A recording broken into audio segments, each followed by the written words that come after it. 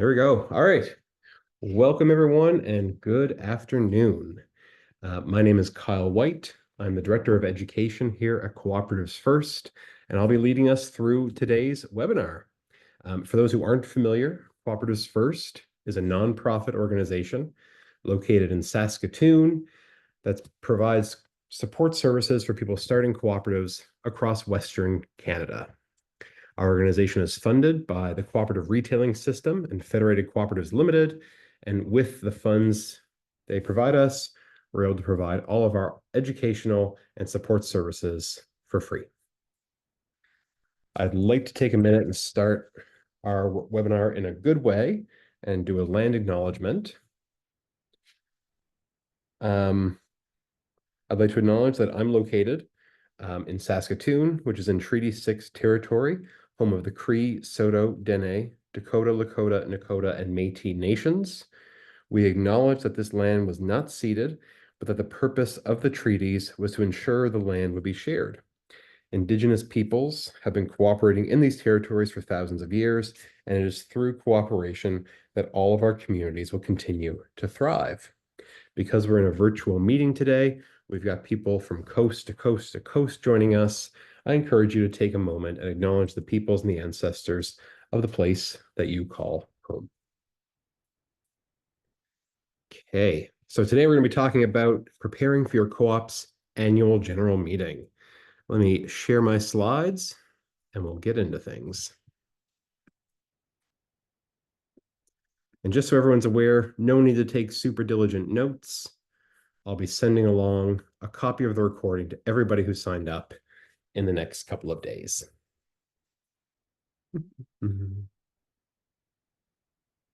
All right. So, quick overview of what we're going to talk about today. We'll do a quick run through of all the things you need to know, all the things you need to have on your checklist or your board calendar. In our first section, we're going to talk about all the year-end requirements that your co-op's going to face. We'll then talk about some pro tips. I asked some folks for some questions or some concerns that they have working with their co-op in preparation for year-end and the AGM. So I'll address some of those in that section. And then we'll round things out today with some helpful resources, some tools, some templates that you can use and adapt for your co-op, some additional learning materials if you want to dig a little deeper, and some additional resources just to help you, your board, and your co-op prepare. And then we'll make time at the end for a Q&A. And my afternoon is wide open, so I'm happy to stick around for as long as needed. Okay, let's get into it. And let's talk about the year-end requirements that you, your board, and your co-op need to be aware of. So these are the things we're going to talk about. And if you're a well-established co-op, all of these are probably going to sound very familiar. A lot of these are going to feel pretty routine. We are, at the moment, in the thick of it, I would say, with annual meeting season. So lots of auditors are working overtime, helping prepare annual returns. Lots of boards are preparing for calling their AGM. And members are probably waiting for, their patronage or notice of an AGM to come in the mail. So this is really, I'm hoping this is a timely discussion as folks are preparing for their AGM or working through their year end. All right, so let's go through each of these. So the first thing to be aware of is your cooperative's fiscal year end. When you incorporate, you'll set the fiscal year end for the co-op, and that's going to determine what the financial year for your organization is. Most cooperatives that we work with are going to use the calendar year, January 1st to December 31st, or the government year, April 1st to March 31st. But whatever that fiscal year end date is, that's what's going to kick off a lot of what we're going to talk about in this session. So when your fiscal year ends, what do we need to be doing? Well, we need to finalize the financials of the cooperative and close the books. So we need to collect all receipts, collect any expenses, and ensure that all of our financial records are up to date for the fiscal year that just ended. For right now, that's year 2024. And with that information, we need to get that into whatever financial software we're using, whether it's QuickBooks or Sage or a good old-fashioned spreadsheet. You need to compile all of that data for the purposes of preparing a balance sheet and an operating statement. And bookmark those two documents. But at a minimum, those are the two that we need to create, and we need to have the financial data inputted to ensure that we can prepare those two documents. And if your cooperative needs to undergo an audit, review engagement, or a notice to reader, then you should definitely be contacting your auditor, who's going to review your books to determine what their availability looks like. This is an extremely busy time of year for auditors. They're being pulled in all directions, with it being tax time as well as AGM season. So getting in touch with them sooner rather than later is really important. And you should be asking them, when are you available? When can you take our books? And how long would you estimate it's going to take to complete the review?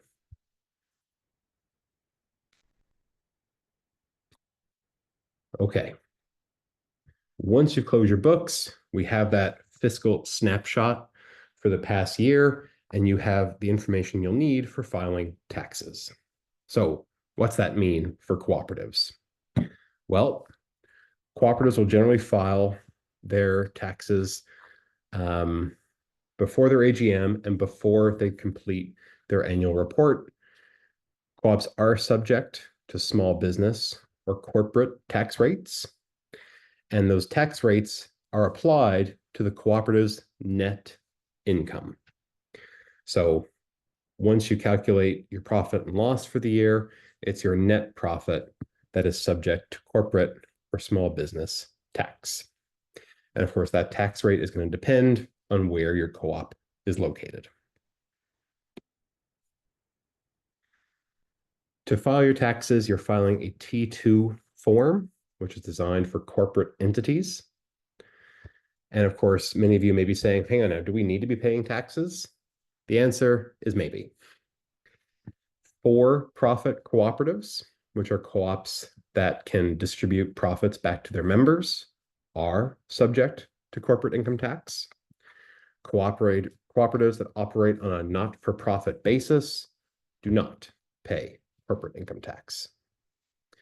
And so for nonprofit co-ops or community service cooperatives, whatever you want to call them, you're going to file the short T2 form. The CRA still wants to know how much money your cooperative is making, because it tracks data on all cooperatives. So it wants to have that information, but you're not going to be subject to the tax rates.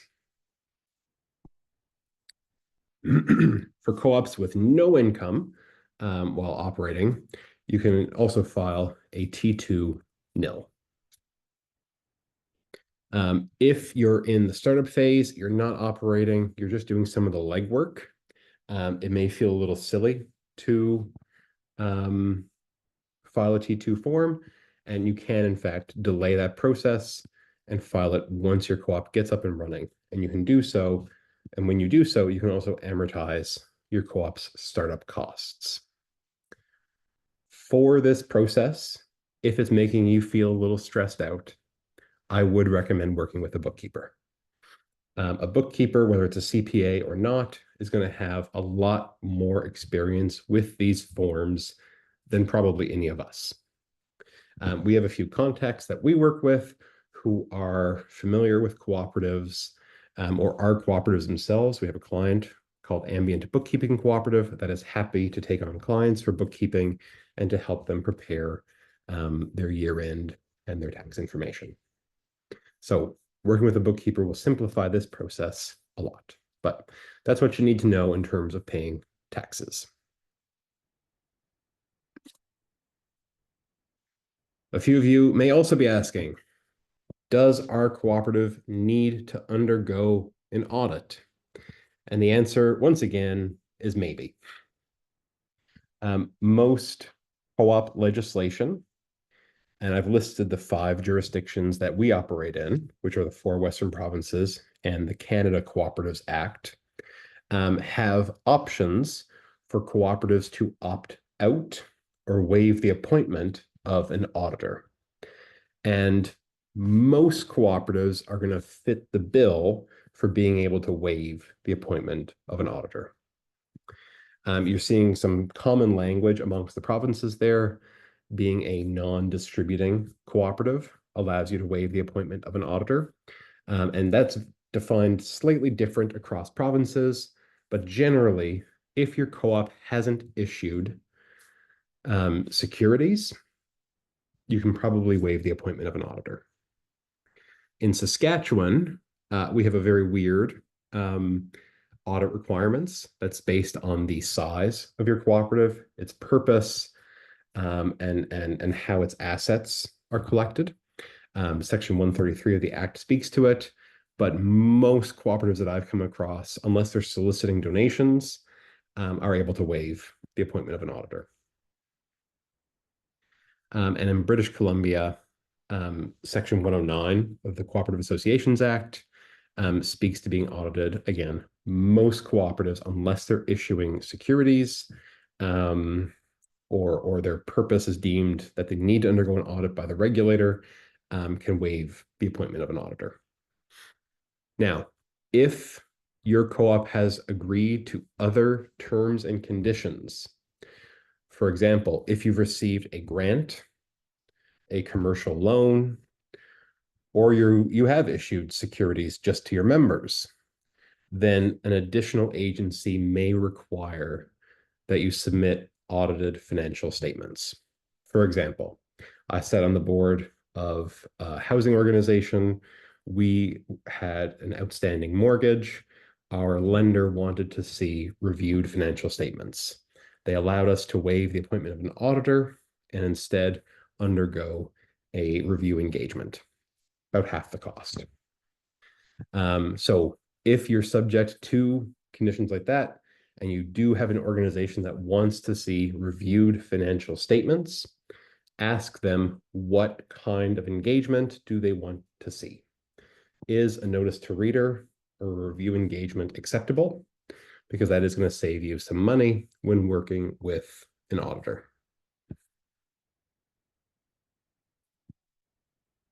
Okay. And again, if folks have any questions, please do add them to the chat. We'll cover everything at the end of the session.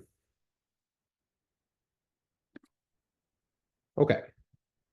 So once you've engaged your auditor, you turn over your books, they'll complete the review. They're probably going to have questions for you. They're probably going to want clarification. There may be a receipt or two missing. That's all perfectly normal. If you don't need to do an audit, then this is a whole lot easier. It's all done by the board of management or with your bookkeeper. But next, you're going to need to prepare your annual report. One of the key requirements for a co-op's board of directors is they need to provide an annual report to the co-op's membership at the annual general meeting. And co-op legislation speaks to what is required to be included in that annual meeting. And generally, it's just 2 documents. And I told you to bookmark them earlier. Your annual report, at a minimum, needs to include a balance sheet, which is a statement of the co-op's assets, liabilities, and equity. And it needs to include an operating statement, sometimes called an income statement or profit and loss statement. And that is going to provide the snapshot for the co-op's performance during the fiscal year in question. And if your cooperative is more than 1 year old, you are required to provide year-over-year comparisons. So if your cooperative was created in 2023, you're going to need to provide the 2023-2024 side-by-side in the annual report. And if your co-op does need to undergo an audit, then the report from the auditor needs to be included in your cooperative's annual report. And that's it. Annual reports can range in size, but at their smallest, they can simply be 2 pages. And that's going to apply, I would say, to many cooperatives. Most cooperatives are fairly small, especially if you're in the startup stage. You'll still need to provide it, but it will probably be really short. Many of our clients that aren't operational yet will have a bunch of zeros. No assets, no liability, no equity. And that's perfectly normal for the first year or two or more as your co-op is finding their legs and getting up and running.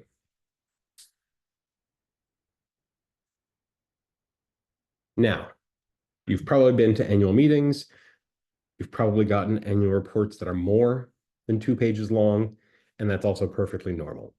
It's at the discretion of the board of directors, and it's a conversation that they should be having with management, the members, and amongst themselves to decide what information they provide to the members. In other words, what should the members know about the cooperative, its financials, and its operations to help them decide if the board is doing their duty to overseeing the financial health of the co-op. And so some of the things you'll commonly see in an annual report will be a report from the president or the board of directors. This will often be a written report, and it often provides some context, some operational context to the financials that are also being presented. Many operational reports will provide an overview of some of the key decisions, key expenses, or comment on the profitability or losses or gains made by the cooperative in that fiscal year.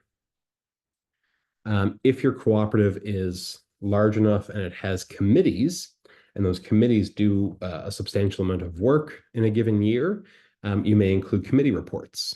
Lots of co-ops will include a membership committee, and they'll speak to the growth that the cooperative has undergone in the past year, or the activities that the board has overseen to grow the membership of the co-op. And once co-ops reach a certain size, like those in the cooperative retailing system, you may see pretty detailed committee reports speaking to the donations being made by the cooperative, the HR things that have happened to enhance employee co-op relations. You'll see lots more detail, providing lots more context for members once a co-op gets larger. And then you may also be wondering, why wasn't a cash flow statement included in the annual report? Usually you'll see those 3 financial statements together when you're reviewing the financial health of a cooperative, but a cash flow statement is not required by co-op law to be included in your annual report. Many organizations will produce it because most financial software will produce those 3, the balance sheet, the operating statement, and cash flow, quite easily. But it's not necessarily a requirement, but many organizations will provide it. If folks are interested or unsure how to read those documents, the balance sheet, the operating statement, and the cash flow, we are going to have a webinar at the end of next month, providing a bit of a beginner's guide to reading financial statements. So if you're not a financial expert, that'll be a really helpful tool for understanding how to interpret the information presented on those documents and how to understand the financial health of your co-op. I'll have a link to that at the end of today's session. Okay. Hey, so once you've prepared your annual report, you'll need to call the annual meeting of the members. And your annual meeting is governed in your co-op's bylaws, and it's a process that's regulated by co-op legislation. And each province handles this a little bit differently. The timelines are a little bit different depending on where you are. But broadly, you need to hold an annual general meeting within 4 to 6 months of your co-op's fiscal year end.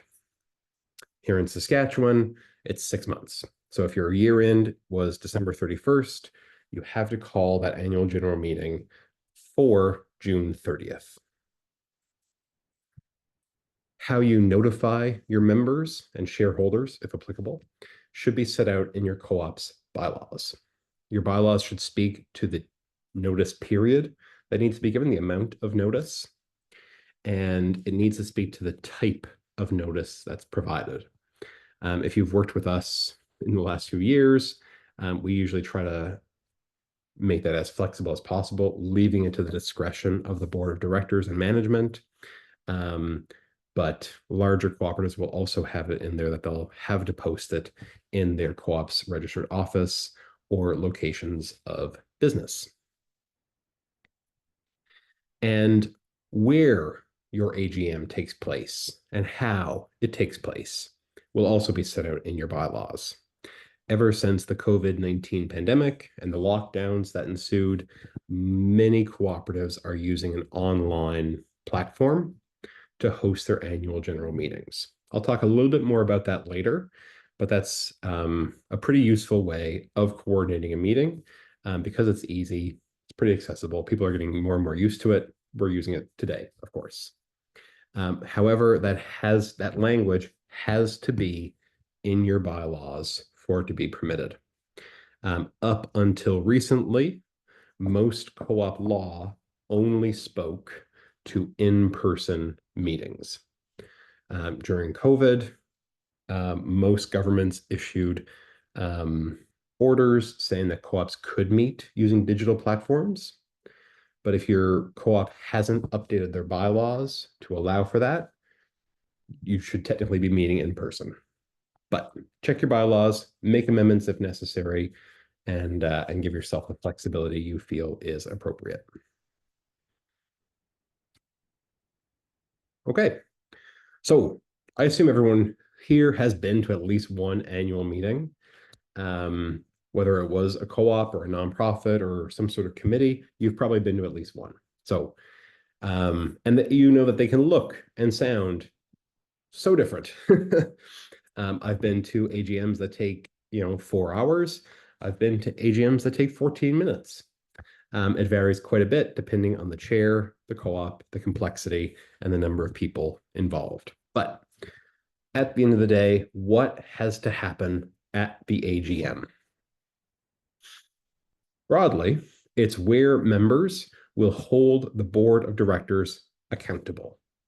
And they'll do that by receiving information about the cooperative and confirming that the co-op's directors have complied with the requirements set in co-op law.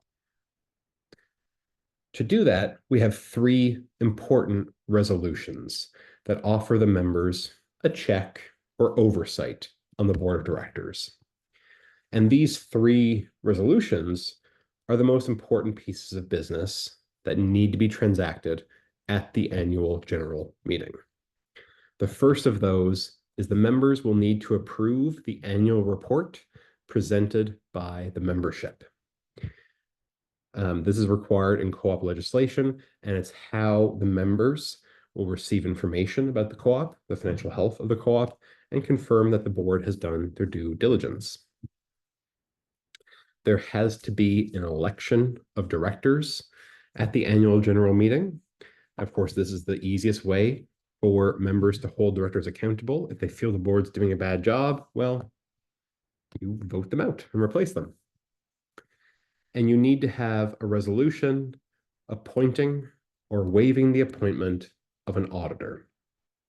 The auditor is really intended to act as a check on the board and ensure that what the board is presenting in the annual report is legitimate and accurate. It ensures that the members receive the best information they can to assess the financial health of their co-op. And so there has to be a resolution at every AGM appointing an auditor or waiving the appointment. Only the members can waive the appointment of the auditor. It's also important to note that when the resolution to appoint an auditor is made, it is for the upcoming fiscal year. So if you're having your AGM next week, your resolution should read, XYZ Company LLP is appointed to the office of auditor for the 2025 fiscal year. Again, it's meant to be a check on the board, so having that auditor appointed up front ensures that that accountability is baked into the relationship with the auditor. Now, those are the three resolutions you have to have. And if those are the only three resolutions you have, and you make time for an election and introducing candidates and providing a bit more of an oral report for the annual report, that should still probably only take about half an hour. So AGMs can be pretty concise if you just do the basics. However, depending on what your co-op is getting up to, on if you're experiencing some growth, or if you've got a bunch of members that want to know more information, you may have some other business to transact. In particular, you might need to amend your bylaws. The bylaws need to be approved by the members if they undergo any amendments. So it makes sense for, at fiscal year end, you organize a committee, you review the bylaws, and you propose changes that can be made at the annual general meeting. This saves you the time and effort of organizing a special meeting of the members just for the purpose of amending the bylaws. Because bylaw amendments require a special resolution to pass, notice of those amendments or their resolution needs to be provided with the notice of the meeting. So important to note, if you're doing a special resolution, you have to notify the members of that special resolution when you issue notice of the meeting. There may also be resolutions that get information from members or assess the direction the members would like the co-op to pursue. For example, if the board is exploring some sort of expansion, and it's going to be a big expense, there may be extra debt, they may want to check in with the membership to confirm that this is something people are comfortable with and they'd like to see. So they may say, does the membership approve borrowing $250,000 to expand into Kalonzi, for example? And they might put that resolution to the membership. And then your bylaws will also speak to a number of procedures that require a special resolution. And if you have to deal with any of those, again, those same practices and procedures apply. So, for example, if you are amalgamating with another cooperative, if you're removing a director from the board, if you're dissolving, or if you're amending the bylaws or articles, you'll need a special resolution, and those are often decided at the annual meeting. So that's the AGM in a nutshell. Usually they're pretty short, but as you might expect, and maybe you have experienced, some of these items can be a little bit more contentious, and in those situations, it can be a little bit longer. Okay.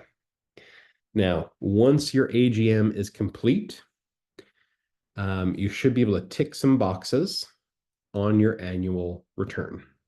The annual return is how you're going to let your government know that your co-op is still active and the board of directors has completed their requirements for annual disclosure. Usually, this is filed with a government within 1 to 2 months of your co-op's AGM. So here in Saskatchewan, if your fiscal year end is December 31st, your annual return has to be submitted to the Information Services Corporation no later than July 31st. And your annual return is a fairly straightforward form. Usually they're just 1 or 2 pages. And in them, you can update your corporate information. You can change if you've moved offices, if you've passed a resolution that updates your fiscal year, anything like that. You can file that when you file your annual return. You're going to need to confirm the date of your AGM. The government wants to ensure that you've done your duty as a director and call that AGM. If you've had an election or you've had people step off the board or step onto the board, you can update the information about your board of directors when you file the annual return. And depending on where you're located and the type of cooperative you're operating, you may need to provide your financial information. Um, Here in Saskatchewan, for example, you're going to need to provide the information from your balance sheet and your operating statement. And some cooperatives will also need to upload a copy of their annual report. Not all, but that's not consistent in all provinces or all jurisdictions. And then, of course, because we're dealing with the government, we need to pay a small fee. Usually that fee is $20 to $40. It's not significant, but it's the cost of having someone review it. And that's really it. Your annual return is very straightforward, and it's a very important process. Cooperatives that don't file annual returns do run the risk of being struck off the registry or becoming inactive, and that can have all sorts of implications. So it's something you definitely want to stay on top of. If folks need help organizing and filing their information, just get in touch with us. We'd be happy to provide some instructions or help you through that process. And finally, once you've done all your duties, you've done the annual report, you've undergone the audit, you've called the AGM, you've had a successful AGM, and you've filed the annual return with the government, your board still has a few more things that they should be doing. In particular, you need to update your corporate records. If your co-op is operational, you should have a minute book that tracks all of the corporate records of the cooperative. And in particular, each year, you should be filing these things within your minute book. Your AGM meeting minutes, the attendance at the AGM, your annual report, the auditor's information and their accompanying report, if applicable, information about your directors, particularly if there's new directors that came onto the board at the AGM. You should file your annual return receipt, and any correspondence with governments should be filed in your minute book, including your receipt of filing your taxes from CRA.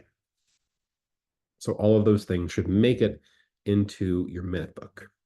We have a helpful resource that gives some tips on how to organize your minute book. Most organizations are going to use an online system, a Dropbox, a shared drive, something like that, and then just have different folders for keeping things straight.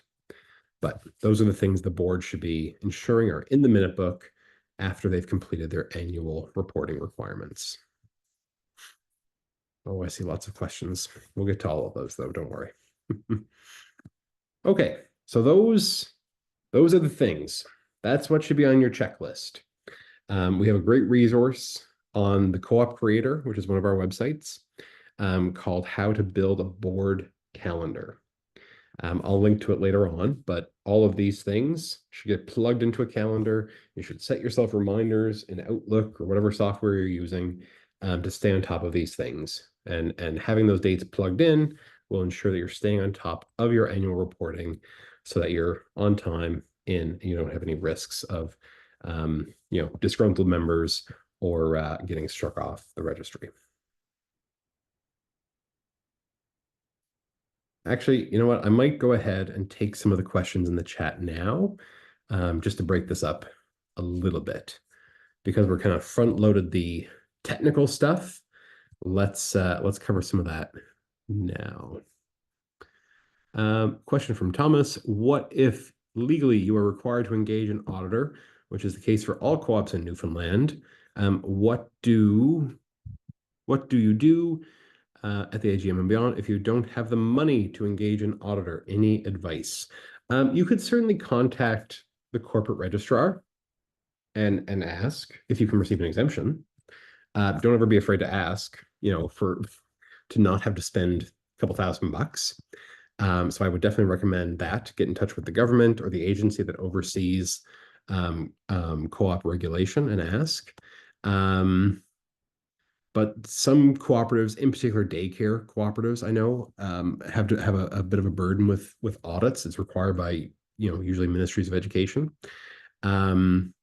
Working it into your budget is the best advice I can give. And do clarify as well if it has to be an audit. Co-op law is going to use the term audit and auditor. but ask if a review engagement is okay or if a notice to reader is okay. Because again, that's just slightly less scrutiny, slightly less work from your auditor. So it'll cost a little bit less. Question from Resonance Games Cooperative. Are there templates available for balance sheet operating statement that we can use as a way to create our own? Absolutely. On the Co-op Creator, which is our resource website, we should have a tool all about financial statements. If you just search financial statements on that site, you should be able to find it. And you can easily recreate these in a spreadsheet. I would eventually, once your co-op is big enough, recommend using something like QuickBooks, and they'll be able to produce it from the information you plug in. Question about the bookkeeper or accountant I've worked with. 100%. Ambient Bookkeeping Cooperative is the co-op I mentioned. I can maybe include a link to their site when I follow up.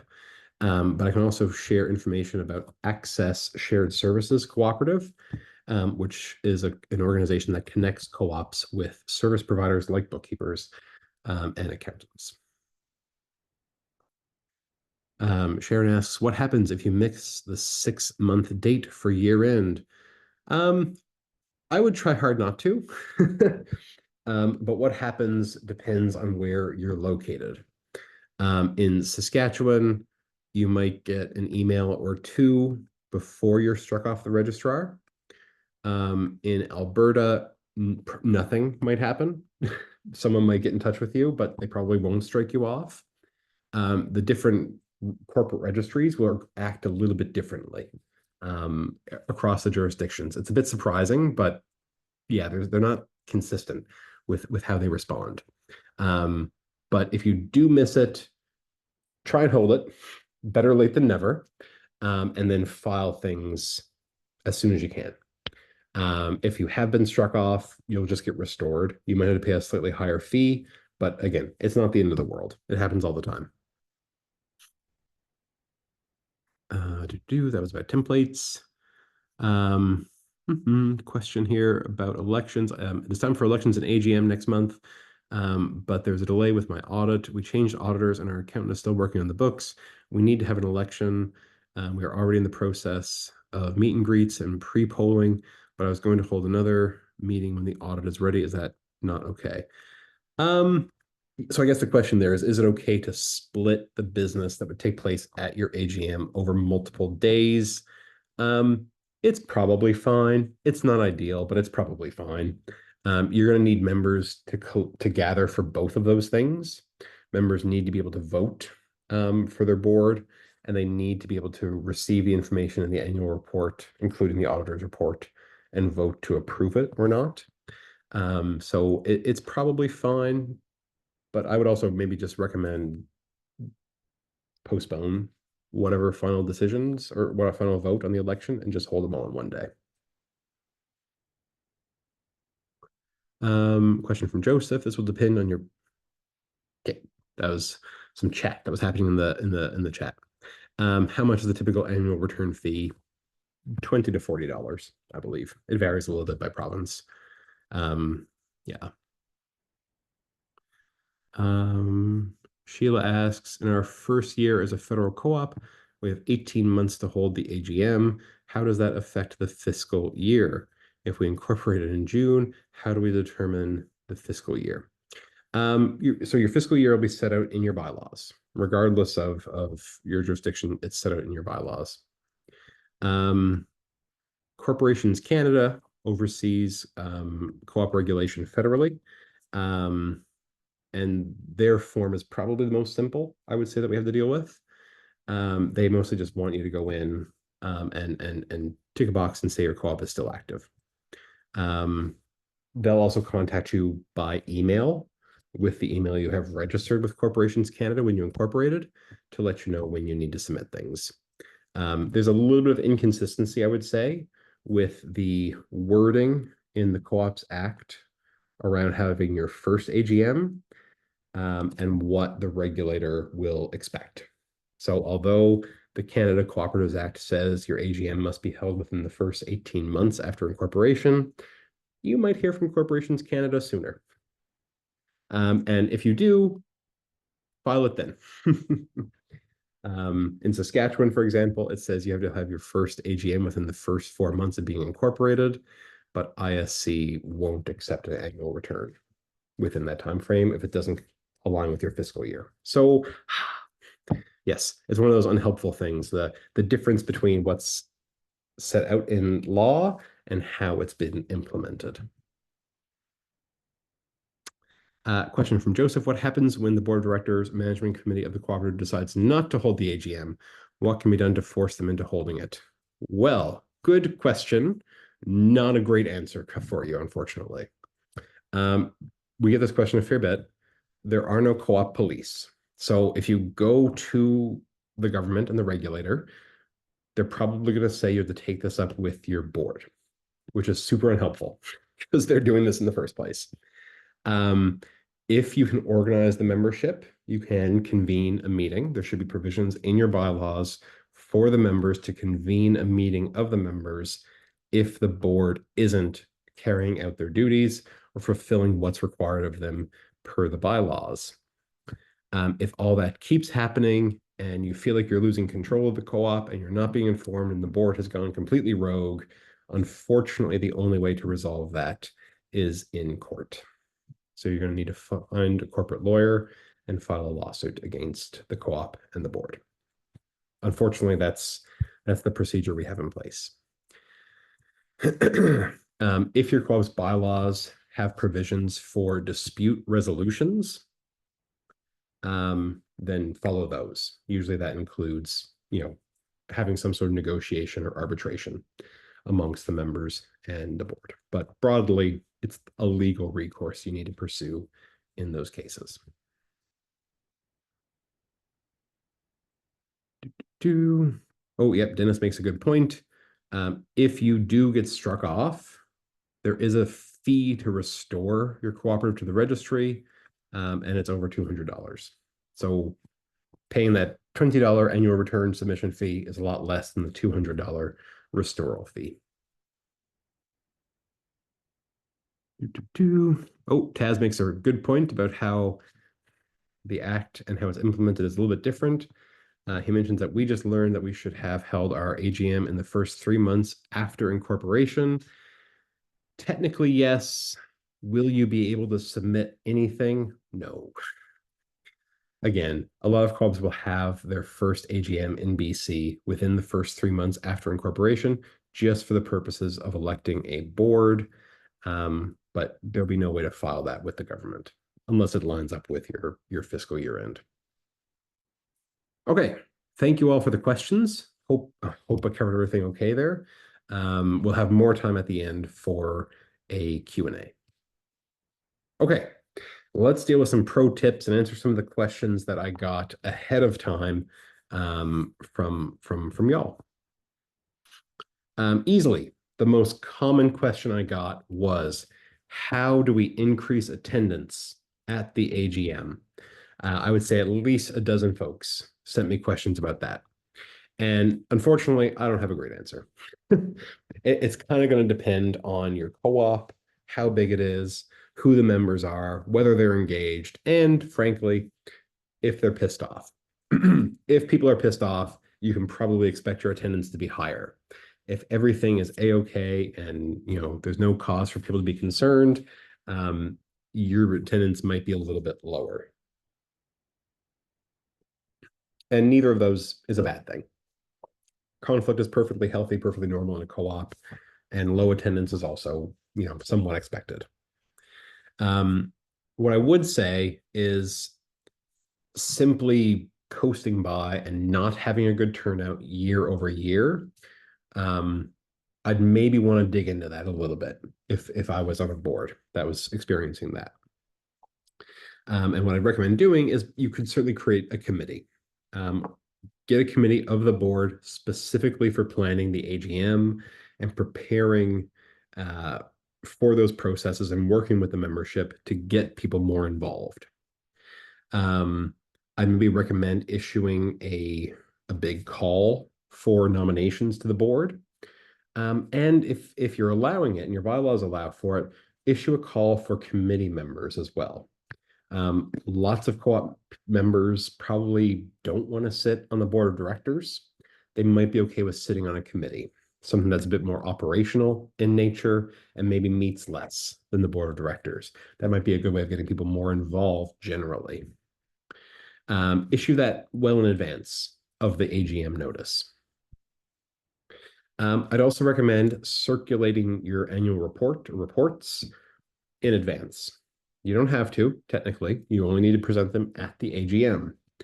But providing that information well in advance, and including some written reports with your annual report is a good way of getting information to members so that they understand what's happening and what's going to be decided at the AGM. I will admit that may have a counter effect. If you tell folks everything's okay, everything's great, it's hunky-dory, they may not bother showing up at the AGM. So you can make that call. You win some, you lose some. I'd also recommend doing a little bit of advertising. In certainly larger cooperatives, if you poll their members and ask them, why didn't you come to the AGM? I would be shocked if the number one reason was we didn't know what was happening. Use whatever tools you have that are reasonable to inform members about the AGM. Let them know that they have a role at the AGM and that their attendance matters. I'd recommend, if you have, collect emails from members, provide that information electronically, post notice of the AGM in your stores, do mailouts if that's applicable. Whatever you think is going to work, use those channels to reach your members and encourage their participation. I'd also recommend shaking up what the AGM looks like. I mentioned earlier what the formal meeting needs to include. You need to call it to order. You need to appoint the chair. You need to take minutes. You have to have resolutions, and eventually you'll adjourn the meeting. That really only takes 15 minutes to an hour, depending on how much business you need to transact and how contentious the items are. Why not look for other ways of intriguing members' interest and getting them more involved? So definitely making time for Q&A is very important. What better way to allow members a chance to hold the board accountable than to literally let them ask you questions in real time?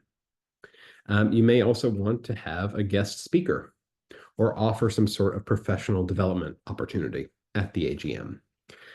For example, I sat on the board of a charity that provided housing for seniors in the past. We would always organize some sort of speaker for our AGM. At one point, we had the newly elected municipal councillor come in and give an introduction. We had lots of people from Diabetes Canada come in and talk about diabetes management. We had a seniors care or seniors support services folks come in. Whatever you think is appropriate for your sector. Consider who might come in and talk with people. That might be a good draw for getting people in. A free speaker is always a good enticement. If you're a more professionalized co-op, whether you're worker owned or owned by businesses, consider offering some professional development. Offer some training for folks that can piggyback onto the AGM. We need to get together for this AGM anyway. Let's also up our skills and add some value for members by offering some training. And in many ways, your annual general meeting is a celebration. So why not treat it like that? Have a dinner or some food, have a cake. We had a successful year. Let's toast to that successful year. I know one of the reasons I kind of miss the in-person AGMs for Saskatoon Co-op is they had a pretty decent cheese spread. But alas, we're doing online meetings now. But nevertheless, so a cheese board will always get me out to an AGM. So why not consider that for your co-op as well?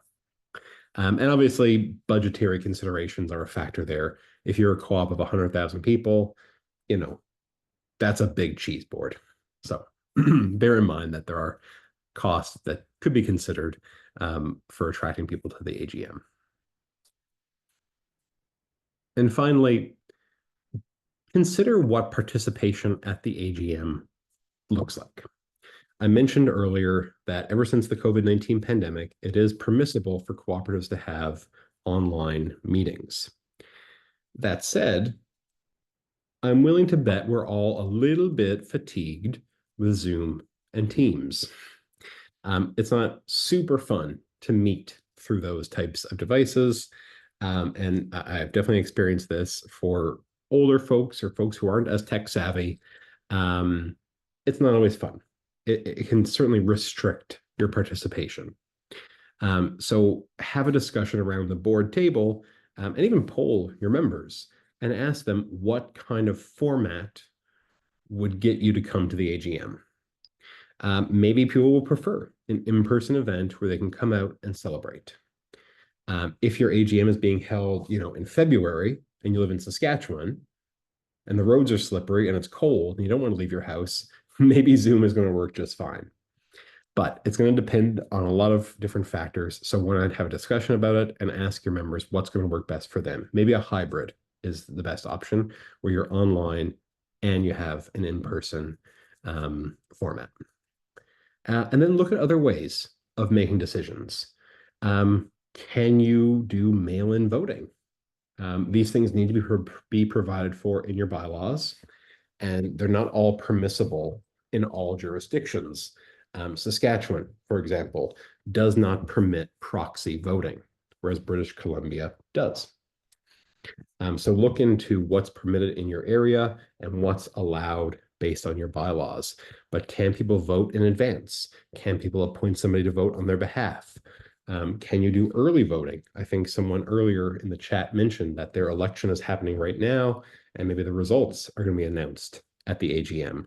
All of those things are good ways to increase participation, even if it doesn't mean bums in seats at an annual meeting. And really, that participation is the goal.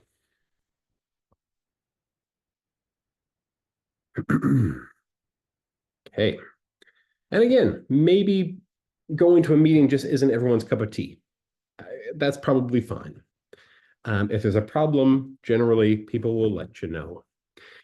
So maybe there are things post AGM that you can be doing to keep your members up to date, get ahead of any questions they might have, and again, encourage that participation.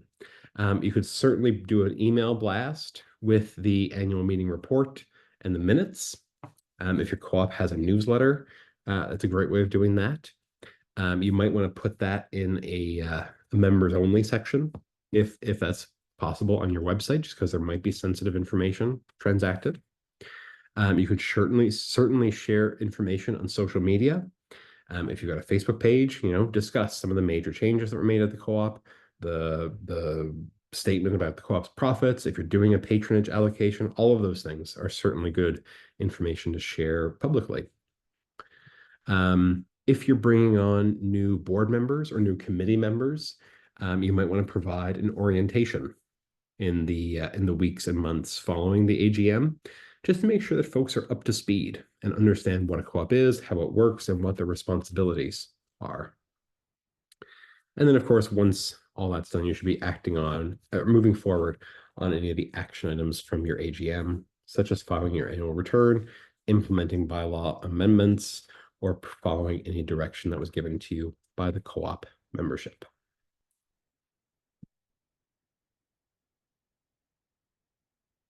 Okay. And again, you might be feeling that, attendance is not good, that people aren't engaged. In many cases, we're just speculating. So why not actually evaluate your AGM?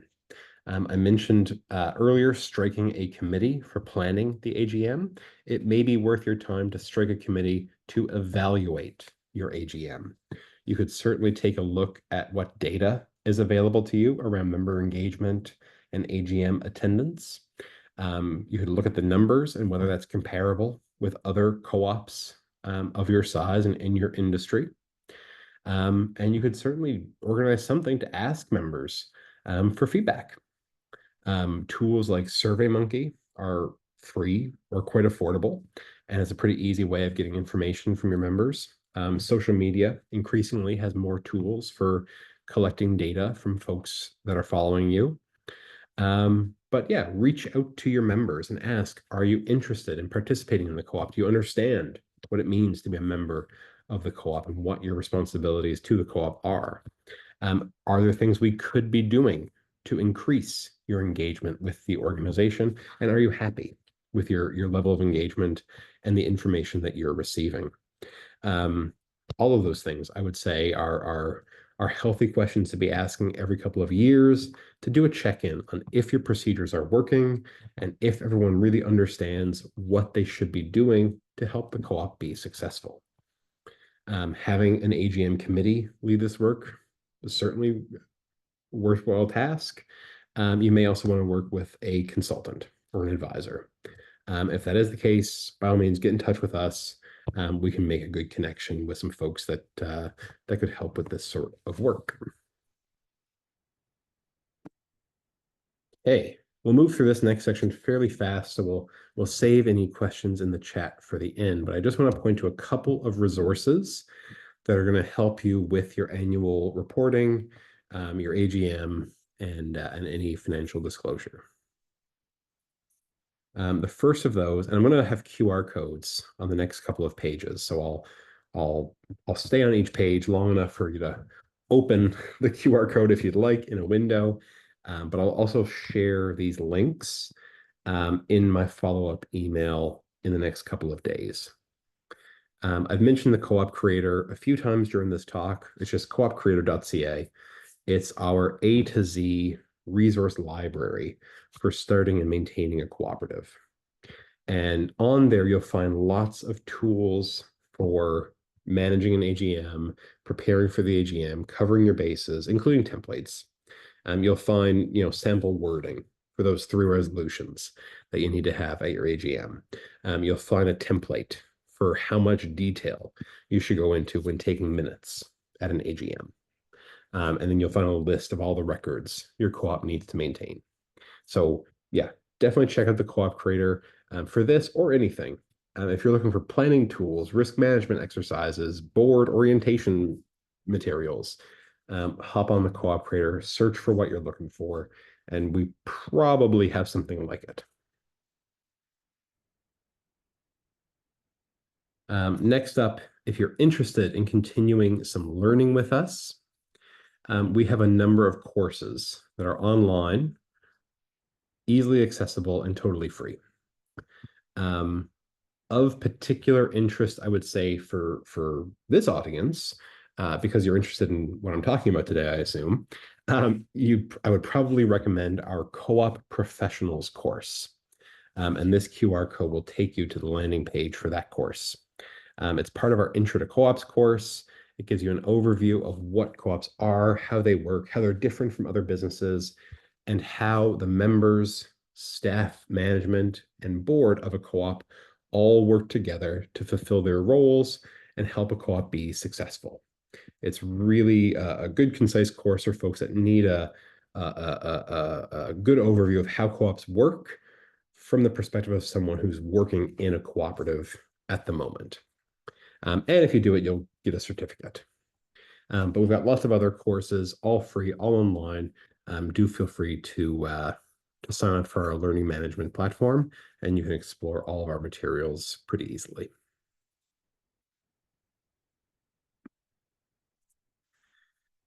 And if you've really enjoyed our time together this afternoon, you have my thanks. But we can also do this again next month.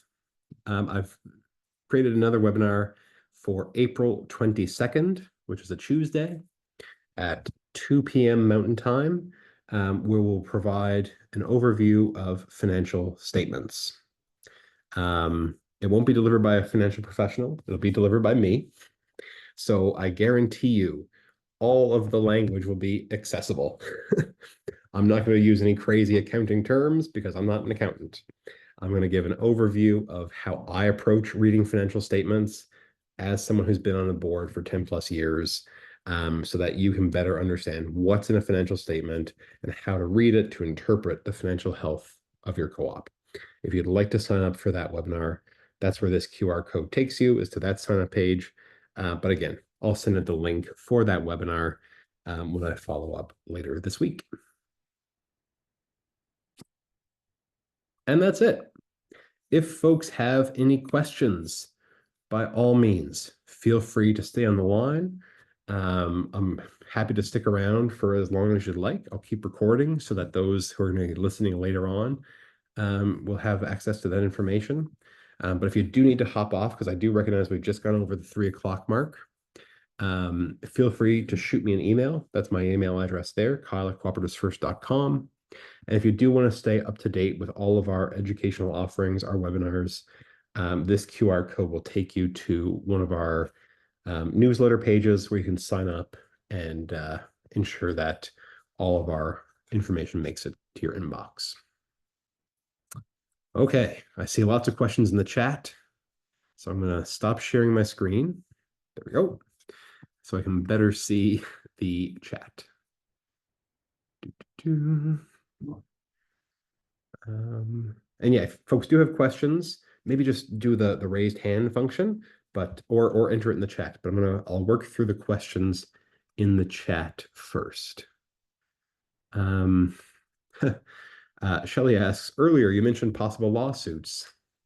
What do you know about director's insurance in Alberta? Any suggestions on where to get director insurance in Alberta? Yes. Generally, we always recommend working with the cooperators. The cooperators insurance provide a special type of package for co-ops. It's called Co-op Guard. And it includes your general liability and loss insurance, director and officer liability insurance, and it's just really created with a cooperative structure in mind. And they're pretty affordable, I would say. Oh yes, Curran has a good tip here. He recommends using Google Forms over SurveyMonkey. Or a Teams survey instead of SurveyMonkey because the restrictions placed on free uses. So Google Forms for those who are wanting to survey their members is a bit more accessible. Michelle asks, we can't find our minutes from last AGM. What are our options for this year to move forward without them? Yeah, technically at your AGM, you should be approving the minutes of your last AGM. Try to find them. But if not, it is what it is. Explain it to your members. AGM minutes aren't something that need to be filed with the government. Auditors may want to see them, which is the real concern there. So there might be a note on your auditor's report if you're unable to provide minutes. But yeah, try your hardest to find them. If you can't, explain that to the members and just have that stated in this meeting's minutes just to be above board. Have you used a parliamentarian at an AGM? I have been at AGMs where there have been parliamentarians. Generally, I would say a parliamentarian is most helpful when you're a big company or when things might go wrong. A parliamentarian's purpose at an AGM is to ensure the rules of order are followed and to help provide clarity for the chair and the members on what rules of order need to be observed. Again, if you anticipate a big conflict, having a parliamentarian as backup might be really helpful. And there are people who hold credentials for serving as parliamentarians. There's a course you can do to certify someone as a parliamentarian. But often people with a legal background are best placed to serve as parliamentarians. Or if you're just a well-seasoned AGM attendee and director, you also probably have that know-how. But generally, for most co-ops, they're not necessary. If you anticipate your AGM being pretty routine, you should be fine as long as you're familiar with the protocols. I appreciate all the notes of thanks in the chat. Okay. Any other questions from folks? I think I've made it through everything that was in the chat, but yeah, does anybody have any questions? Joseph, over to you. Hi, Kai. Thanks very much for the webinar. So my name is Joseph, joining from Nigeria. I'm glad to be here, being able to get myself acquainted with what's going on over there. I mean, worldwide. Okay, so I just want to ask this question. How long do you think an external auditor should audit a cooperative society? Probably 3, 4, 5 years. I just want to have a picture because here in Nigeria, sometimes external auditors can stay for 8 years. And I'm a financial expert, and I get worried about their independence. Will they still be independent after that long? So I want to see if there's a minimum time that external auditors can audit a cooperative, and then new ones can be signed on at the AGM. Thank you. Sorry, the question there was how long should directors be serving? Sorry, I didn't get that. Sorry, was the question there how long should directors be serving in the co-op? No, I'm talking about external auditors. The auditors that I see audit what you mean. Yes, the yes, yes, yes, yes. organization. Yeah, Yeah, the I misheard auditors. there. Yeah. Um, Good question. And there's not really a definitive answer on this. Um, I would say when you appoint an external auditor, they're holding the office for 1 year. And then it's up to the board and management to put forward a recommendation to the members at the AGM. And it's pretty common that the auditor will hold the office for more than 1 year. They'll get reappointed. Best practice will say that um, every maybe 3, 4, 5 years, board management should do a request for proposals to see what the market looks like in terms of costs for an auditor, and entertain offers from different auditing companies, um, just to do their due diligence. And they may still end up going with the same company, but yeah, I would say every 3 to 5 years, put in an RFP, see who else is out there, see what the prices look like. Let your auditor know that they're not the be all end all. But yeah, I would say every 3 to 5 years, do a check. Okay. Any other Yeah. questions? Thank Yeah. you so much. I think that resonates with what we are facing right now. We're at the verge of we've had these external auditors. One of the big fours in the world. Um, they've stayed for like 5 years, and Mhm. this is going to be their fifth year, and we're already looking at accepting proposals to Mhm. change them at this age. So what you said resonates with me as a financial expert. Thank you so much, Kyle. Awesome. Awesome. Good, good. Yeah. Any other questions from folks? I don't see anything in the chat, but yeah, feel free to raise a hand or unmute and ask away.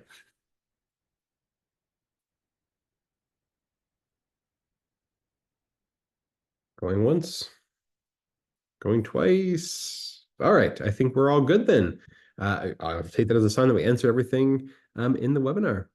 Thank you all for joining me this afternoon. I really appreciate the turnout. You'll get an email from me in the next couple of days with a link to the recording and a link to some of the resources that were provided in this webinar. I hope that the next webinar on April 22nd on financial statements is of interest. And if so, I look forward to seeing you there. But have a great rest of your day. I hope your AGMs all go smoothly, and we'll catch you again next time. Have a good day, y'all.